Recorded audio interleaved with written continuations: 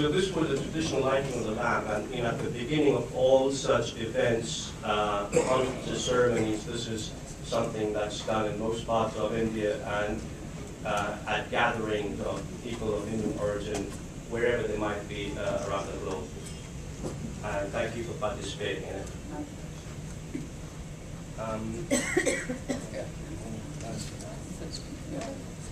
Good morning, everyone. Can you hear it? Yes. First of all, I certainly want to thank, first of all, my compadre in the General Assembly, Honorable Assemblyman Sheila, for extending the opportunity for me to be here today. And when I read the history of the Global Organization of People of Indian Origin, it reminded me of an organization that I got involved in creating in the early 1990s. But myself and other women across New Jersey, we formed an organization called the Global Women's Leadership Collaborative of New Jersey. And we were a group of women who were extremely interested in visiting other countries, other cultures, creating an intellectual, economic, and social and educational exchange. And so I am here in the spirit also of representing the women that I work with in the Global Women's Leadership Collaborative. Without question, Upendra described me as someone who is very engaged and appreciative of Indian culture here in New Jersey.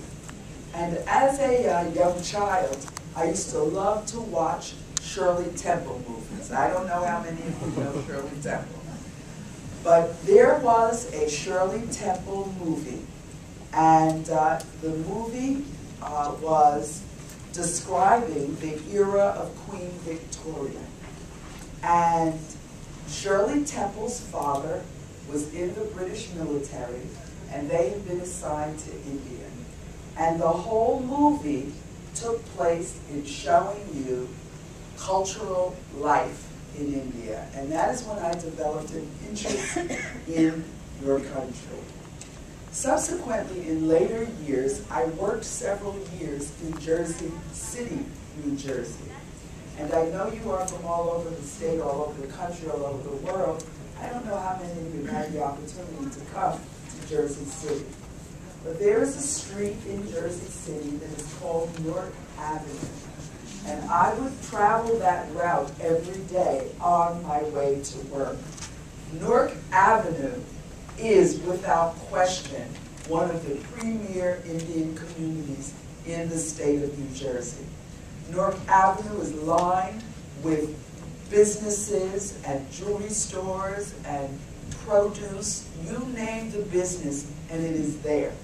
So just from traveling to work every day, I was able to develop the appreciation of the contribution that the Indian American community is making to the vibrant economy of this state.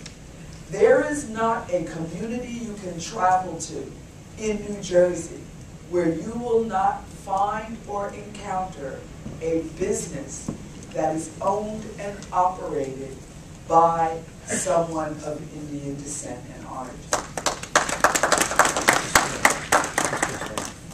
You know that in the United States, every 10 years, we conduct a census, and we must count everything that moves in the United States. And we just completed the 2010 census. The data was released approximately 6 months ago. And something that I think should be of interest of people from the Indian community in New Jersey is that New Jersey will become the most ethnically diversified state in the United States, our little state of New Jersey.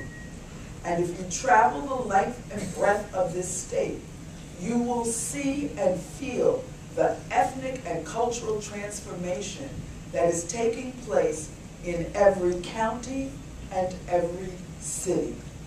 I was very, very supportive of a young man who just ran for the state assembly. His name is Gopio. He is the publisher of many newspapers and businesses in Monmouth County in New Jersey. There is no doubt in my mind that he will emerge as a strong political voice in the state of New Jersey. I am glad to see that during your conference, you're going to address issues of concern to the Indian community and in the diaspora. As an African American, I know that I too take great interest in things that occur in the diaspora. And we are in what I describe a transformative time in this country. We are being challenged to examine our core values, how we will compete globally, and how we will continue to be a strong nation. But we will only do this if we continue to strengthen our ties, our relationship, and our economic interests with countries all around the world. And without question, India represents one of those countries. This is by far the smartest technological mind that we have in the New Jersey State Legislature. The expertise that he brings with his engineering background, he advises us on issues that are of significant economic impact to our state. Energy policy, telecommunications, the expansion of wind and solar power, how we prepare for the future. When we talk about science, technology, engineering, and mathematics, the Indian community by far possesses the kind of expertise that is going to move this country forward. So I just want to thank you for having me here today. It is a pleasure for me to be exposed to the work that you are engaged in, and know that our door is always open at the New Jersey State House for any of your interests and any of your concerns. Thank you very much.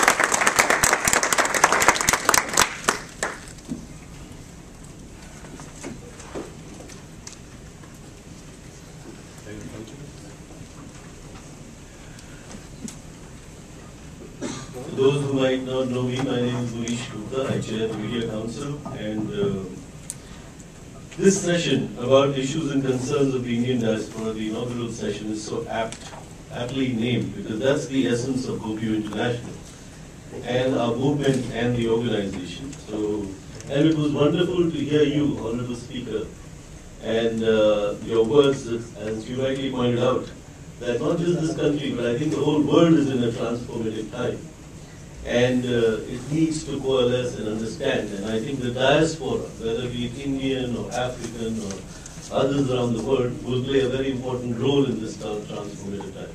We are also happy to see our friend, Upendra, in this, not just the assembly, but playing a very important role. I just wanted to take this opportunity to thank you, Honorable Speaker, for taking out your precious time and interacting with us, the community, and thank you for your very kind words. Honorable Upendra Chivakula, you're always there in spirit, in body, and otherwise with us. Thank you very much again. Srinder Singh, the chairman and the guiding force of this organization, and continuing to remain so for the next 2 years. Dr. Piyush Agarwal, congratulations on taking over as Senior Vice President, and of course on a grand conference that you've done for all of us who've come from different parts of the world. And of course to our friends here, who've done a wonderful job. Thank you. Well, thank you all. We're going to go into the next session. Session 2A is going to be in this room, and session 2B will be next door. Session 2A is regarding consular services, property, taxation, and foreign account disclosures. The chairman of that session is Mr. Inder Singh Ji. Co-chairs are Arvind Sood. Speakers are Dr. Thomas Abraham, Sam Kanapan, Molly